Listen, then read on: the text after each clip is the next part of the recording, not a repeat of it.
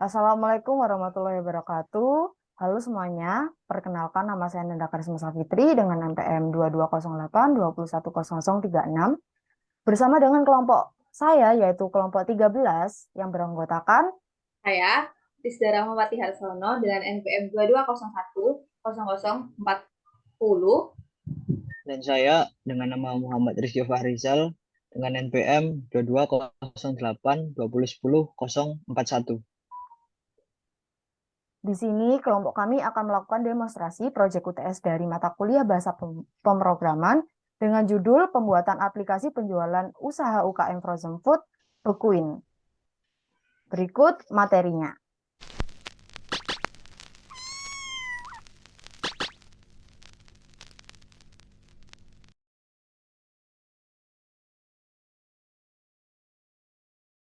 Materi yang pertama adalah profil usaha. Usaha Bekuin adalah sebuah usaha UMKM yang berlokasi di Jalan Rungkut Menanggal, Harapan nomor A14 Rungkut Menanggal. Usaha ini bergerak di bidang frozen food dengan fokus dan produksi dan penjualan berbagai jenis makanan beku seperti nugget, sosis, bakso, dan saus, serta varian produk frozen food lainnya. Sebagai UMKM, Bekuin menjual produknya melalui berbagai saluran, termasuk toko fisik dan pemesanan online.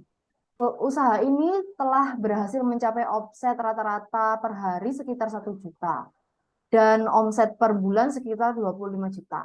Alasan kami memilih UMKM Bekuin sebagai proyek UTS kami adalah bisnis UMKM Bekuin ini memiliki potensi pertumbuhan yang cukup tinggi, terutama memberikan dampak positif pada ekonomi lokal, dan dukungan terhadap UMKM dapat membantu menggerakkan pertumbuhan ekonomi di sekitarnya dan menciptakan lapangan kerja. Kontribusi kepada komunitas lokal dan dapat menggali potensi teknologi menjadi usaha yang inovatif dan menarik.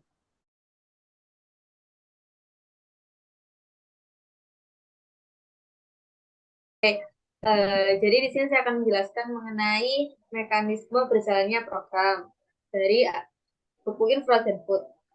Pertama, ketika program dijalankan, maka akan menampilkan layout untuk login. Nah, login ini sudah jadi satu, baik untuk login admin atau master, serta untuk login kasir. Namun, nanti akan otomatis terbedakan. Oke, di sini saya akan langsung saja untuk login kasir terlebih dahulu, memasukkan username kasir yang ada, serta passwordnya. Kemudian akan diklik login. Ketika login berhasil, maka memunculkan pop-up sebagai berikut. Nah, setelah login berhasil, maka akan menampilkan menu kasir, yaitu apa-apa saja yang dapat dilakukan oleh kasir. Terdapat transaksi, yaitu alat untuk menghitung pesanan atau transaksi, kemudian data pelanggan yang berisi informasi mengenai data-data pelanggan dari Bekuin, serta terdapat laporan harian yang berisi tentang data-data dari laporan harian, dan rekap pembeli yang berisi akumulasi dari pembeli-pembeli di aplikasi Bekuin. Oke, langsung saja yang pertama kita akan mengecek di menu transaksi. Nah, ketika diklik, maka akan menampilkan aplikasi kasir, yaitu fitur utama dari aplikasi Bekuin ini. Di sini fitur ini berfungsi untuk merecord transaksi dari pembeli-pembeli yang melakukan transaksi di Bekuin. Pertama, ketika seorang pembeli menuju kasir, maka akan ditanyai terlebih dahulu apakah pembeli tersebut termasuk seorang member dari Bekuin dan memiliki kode atau tidak. Dan apabila memiliki, maka kode tersebut akan dicek terlebih dahulu kebenarannya, apakah benar orang ini seorang member atau tidak. Nah, kita cek kodenya. Nah, apabila kode tersebut benar dan terdaftar sebagai seorang pelanggan, maka akan muncul pop-up sebagai berikut, yaitu pelanggan terdaftar. Dan ketika diklik OK, maka otomatis akan terisi nama dari si pelanggan tersebut. Jadi data namanya sudah ada karena sudah termasuk seorang pelanggan. Nah, kemudian bisa kita langsung isi saja barang apa yang dibeli. Terdapat tabel yang berisi informasi menu dari Bekuin serta harganya. Nah, ada pula kolom cari, di mana untuk mencari produk mana yang akan dibeli, dan biasanya lebih cepat. Kita ketik dan kita cari produknya. Nah, akan langsung muncul produk-produk yang sesuai dengan keyword yang telah diketikkan. Kita masukkan produknya. Nah, di situ akan tampil nama produknya serta harganya. Nah, untuk menambahkan ke dalam keranjang, terlebih dahulu kita tambahkan jumlahnya atau kuantitas dari produknya. Nah, misalkan saja kita beli 1 2 produk, kemudian kita masukkan ke dalam keranjang belanja terlebih dahulu sebelum akhirnya nanti akan diproses. Di sini masih dapat 1 barang, misalkan kita ingin menambahkan barang lain. Nah, kita refresh terlebih dahulu, bisa, ataupun mungkin langsung diklik juga bisa. Kita masukkan lagi produk yang berbeda, setelah kita masukkan jumlahnya. Nah, kita masukkan ke keranjang belanja. Nah, sampai sini bisa akan muncul total tagihan dari barang-barang yang ada dalam keranjang belanjanya. Nah, setelah muncul tersebut, kita bisa klik selesai dan pesanan akan masuk ke data pesanan atau data transaksi. Muncul pop-up proses transaksi telah selesai. Berarti proses transaksi telah terekam dan telah tersimpan. Oke. Nah, apabila terdapat seorang pembeli yang bukan pelanggan, maka kita akan langsung masuk, kita akan cek terlebih dahulu kodenya pastinya, atau mungkin kita bisa langsung ganti di jenisnya menjadi seorang pembeli. Di jenisnya kita bisa langsung menjadi seorang pembeli, karena kan default awalnya juga memang pembeli. Nah, kita harus masukkan namanya secara manual karena memang dia bukan seorang pelanggan. Misalkan kita masukkan nama pelanggannya. Ketika seorang pembeli ingin membeli, maka kita mengubah jenis transaksinya menjadi seorang pembeli, bukan lagi seorang pelanggan. Nah, kemudian kita masukkan secara manual nama dari pembeli tersebut. Dan kita masukkan barang yang akan dibeli. Kita masukkan barangnya dan kuantitas atau jumlahnya dimasukkan dalam keranjang terlebih dahulu. Oke, muncul tagihannya. Nah, ketika telah muncul tagihannya, maka dapat kita kirim untuk disimpan. Nah, proses transaksi telah selesai. Jadi ada 2 tipe pembeli di program buku ini, yaitu seorang pelanggan ataupun seorang pembeli biasa yang bukan seorang pelanggan. Nah, perbedaannya adalah ketika seorang pelanggan membeli, maka total tagihannya telah terotomatis mendapatkan diskon 10%. Jadi, sementara jika seorang pembelinya hanyalah seorang pembeli biasa, bukan seorang member, maka total tagihannya adalah harga asli dan tidak mendapatkan diskon. Begitu. Nah, sekarang kita kembali ke menu. Ya, kita lanjut ke menu data pelanggan. Nah, ketika diklik akan menampilkan informasi mengenai pelanggan-pelanggan dari Bekuin. Nah, di sini dapat terlihat ada beberapa pelanggan yang telah terdaftar, di mana apabila mereka melakukan transaksi maka mereka mendapatkan diskon. Nah, apabila seseorang ingin mendaftar menjadi seorang pelanggan dari Bekuin, maka bisa langsung mengunjungi kasir dengan memenuhi beberapa syarat dan ketentuan yang berlaku sesuai dengan apa yang diinformasikan oleh Bekuin. Kita coba untuk menambahkan data pelanggan, kita masukkan kodenya, kemudian nama dari pelanggannya, serta alamatnya misalnya. Nah, kita klik simpan, maka datanya akan langsung tersimpan, data pelanggan ini, dan muncul pop-up-nya. Oke. Begitu adalah data pelanggan dari proses penambahan pelanggan dari aplikasi Bekuin. Nah, bisa dilihat detail dari pelanggannya. Kemudian kita kembali ke main menu, dan penjelasan selanjutnya akan dilanjutkan oleh teman saya. Lalu bisa kita lanjutkan di menu pembelian. Di sini saya akan menjelaskan rekap pembeli terlebih dahulu. Di menu rekap pembeli ini ada beberapa kode transaksi yang sudah dilakukan oleh user dengan kasir, dan di sini dicatat ada kode transaksi, nama pembeli, dan juga grand total dari total pembelian transaksi tersebut. Dan jika kita klik tabel salah satu baris di data tabel ini, maka akan menampilkan total maka akan menampilkan detail barang apa saja yang dibeli dan juga user yang melakukan transaksi tersebut, dan juga ada kode transaksi juga. Seperti contohnya tadi ada Rizda yang melakukan pembelian chicken nugget dengan harga 37.000 dengan jumlah 1 dan totalnya 0. Dan juga di sini ada data tata surya yang memiliki beberapa barang yang sudah dibeli dengan total yang sudah dikali dengan jumlah. Lalu selanjutnya saya akan menjelaskan pada menu laporan harian. Di laporan harian ini ada beberapa data pembeli yang telah melakukan beberapa transaksi dari laporan tadi. Jadi ini juga rekapan juga dari laporan yang sebelumnya.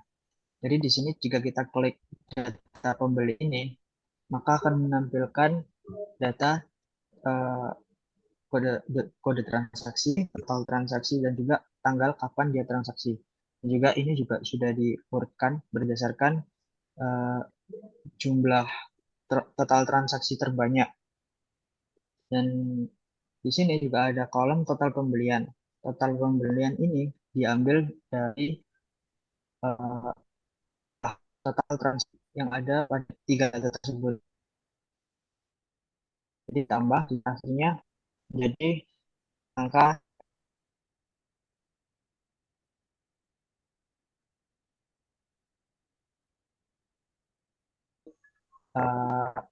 menjelaskan menu admin.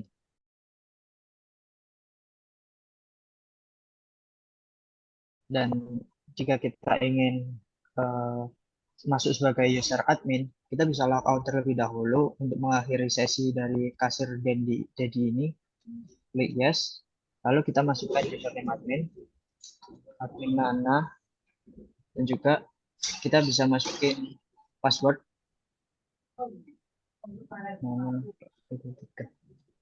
Lalu kita bisa klik login. Nah, di login ini, jika kita sudah masuk di halaman Nana, di halaman admin, ada beberapa menu yang ditampilkan di menu admin, dan ya akan saya serahkan penjelasan kepada teman saya.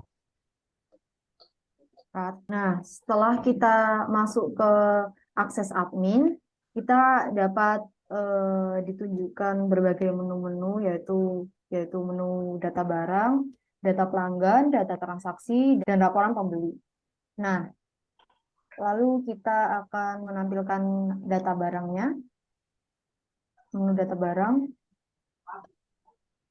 Nah, pada menu data barang terdapat nama barang, harga barang, kategori barang, dan juga terdapat daftar nama barang, ID barang, harga barang, dan kategori barang.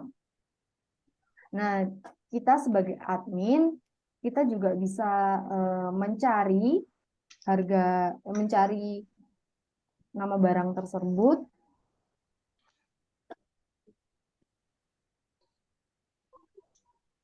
dan menuliskan keywordnya. Setelah itu cari, lalu akan menampilkan hasil dari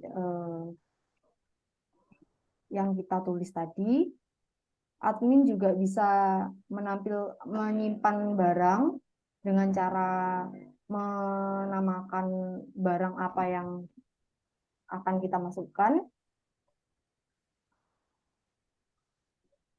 lalu mengisi harga barang, lalu mengisi kategori barang, lalu simpan. Lalu terdapat pop-up dan berhasil menyimpan. Nah, bisa kita cek pada kolom menu-menunya. Nah, di sini kita juga bisa mengedit barang yang kita masukkan tadi. Lalu kita pencet edit dan oke, data barang berhasil diubah. Jika ingin menghapus, maka pencet kolom menu yang ingin dihapus, lalu kita pencet button hapus dan barang dapat berhasil dihapus. Lalu kita kembali ke menu admin. Simpan data pelanggan yang baru, namun kan ini dari sisi admin ya. Jadi kita coba untuk memasukkan pelanggan yang baru.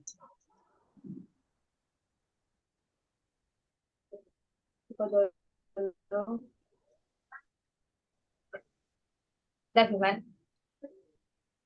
Nah, dapat terlihat data berhasil tersimpan.